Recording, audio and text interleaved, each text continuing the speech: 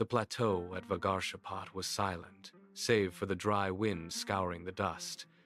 King Tiridates III stood motionless, his gaze fixed on the ground where the ancient fire temple had stood for generations.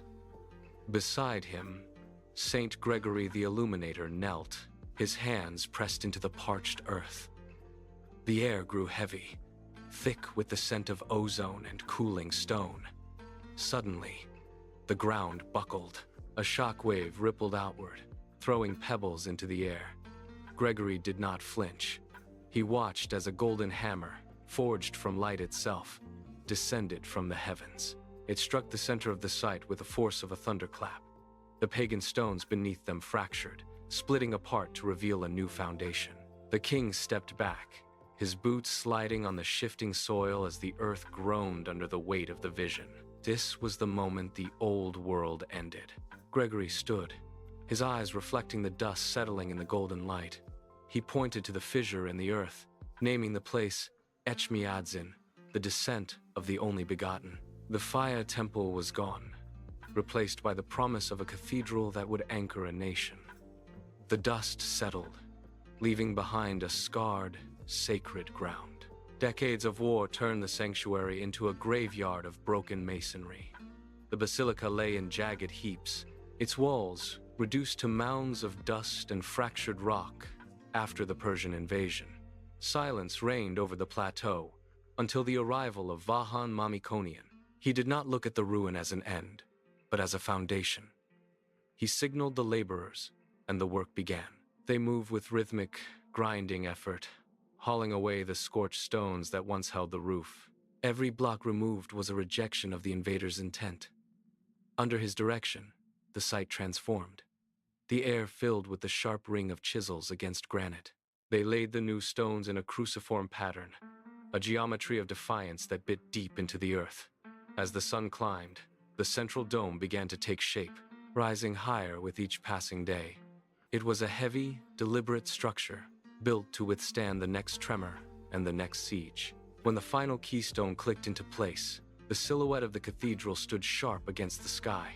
The dome loomed, a massive weight of stone.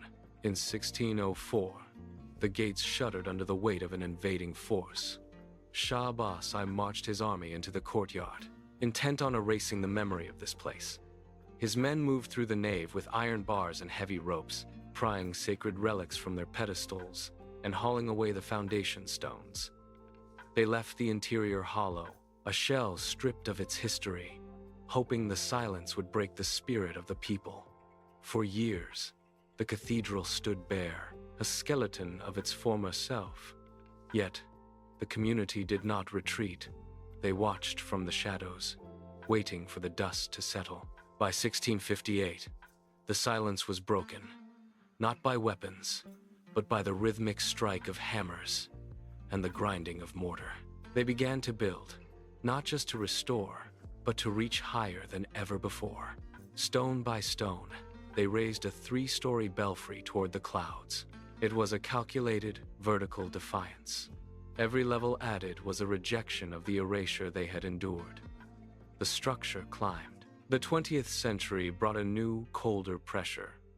The cathedral found itself an island in a sea of state-enforced atheism. Officials marched through the gates, not with swords, but with ink and decrees.